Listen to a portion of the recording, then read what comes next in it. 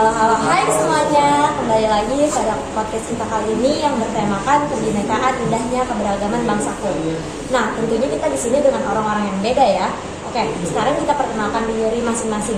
Nami Pulo, Aulia Salsabila. Wastan Titiang, Rana Mandila Tanjaya. Nama gue Zahra Bisnita. Selamat malam, Muhammad Ramzi. Halo, Nami Abdi Aditya Riyadi. Nama awak Gafar Salipasya.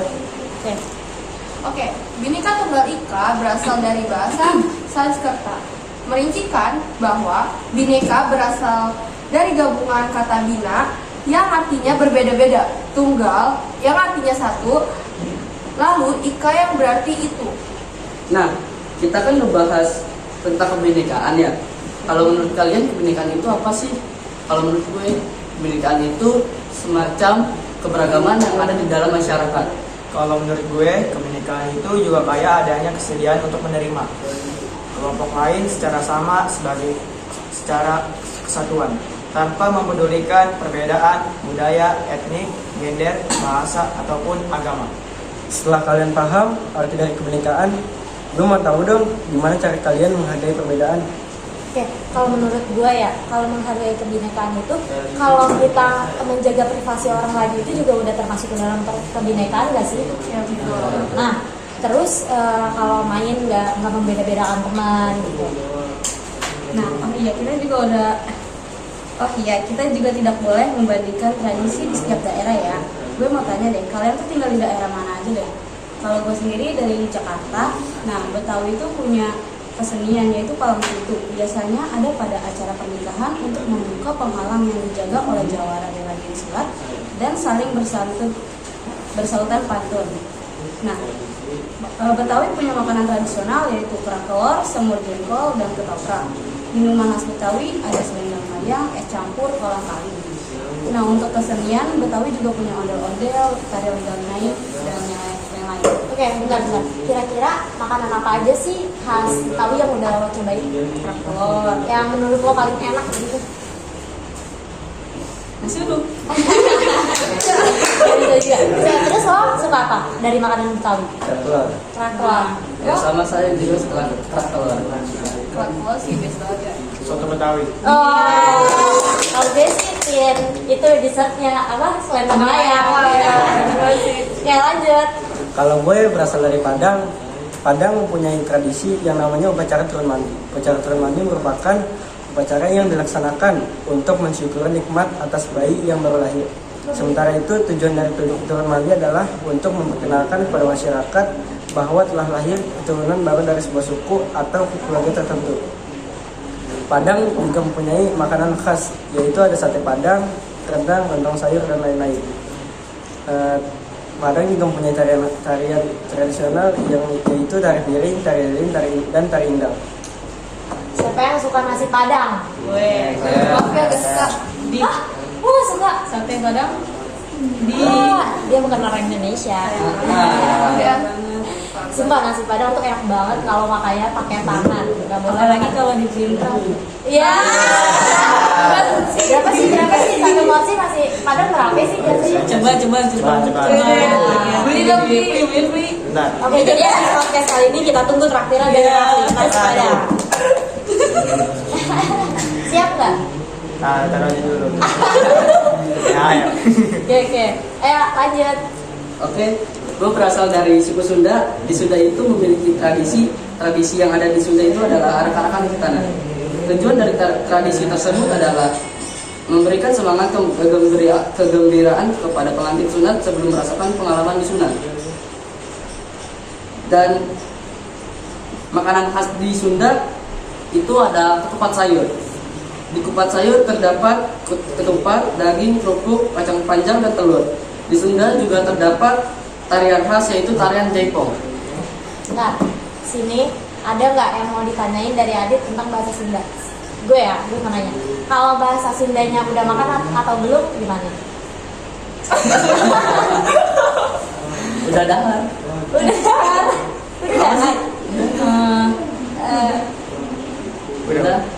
Udah dahar. Emang bahasa Sundanya? Udah. Udah apa sih? Biasanya dapa, kasep nisan.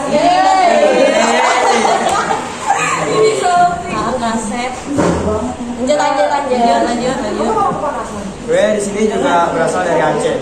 Jadi di Aceh itu ada tradisi tolak bala yang terjadi 1 tahun sekali. Di tradisi ini mereka berduyun-duyun pergi ke sungai, pantai, dan lain-lain untuk berdoa menghindari aura negatif. Dan makanan khas Aceh itu ada mie Aceh, dan minuman khas Aceh itu ada teh tarik. Dan khas tariannya itu ada tari saman. Boleh dicontohin nggak tari saman? Ada saman gitu. Saman dong. Iya.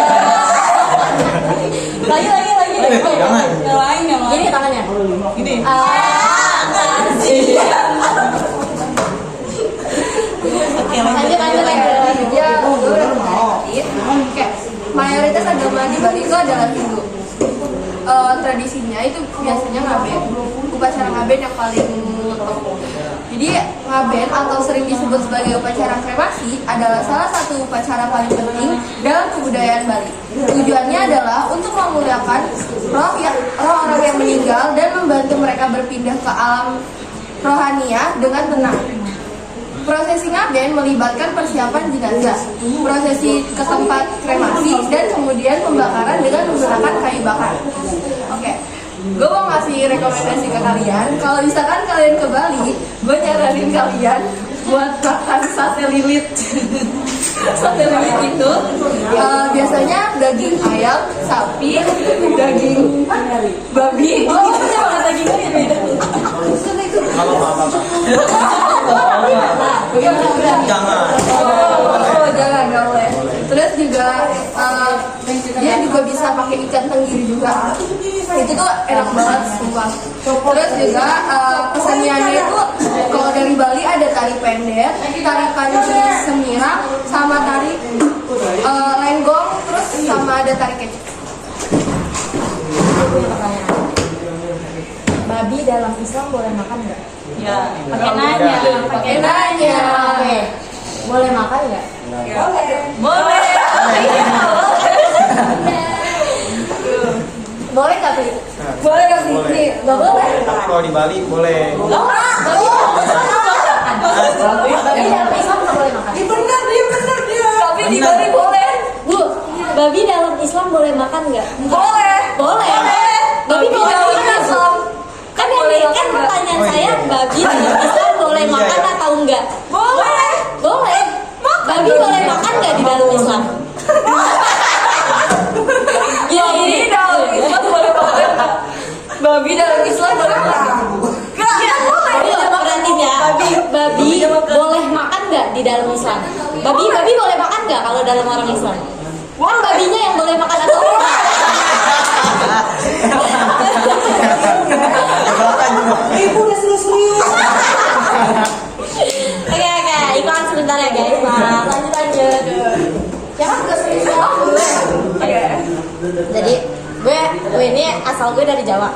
Gue tuh lahir di Pemalang. Nah, tradisi yang umum banget ya di Jawa itu ada siraman. Nah, siraman ini biasanya dilakukan sebelum ijab kabul.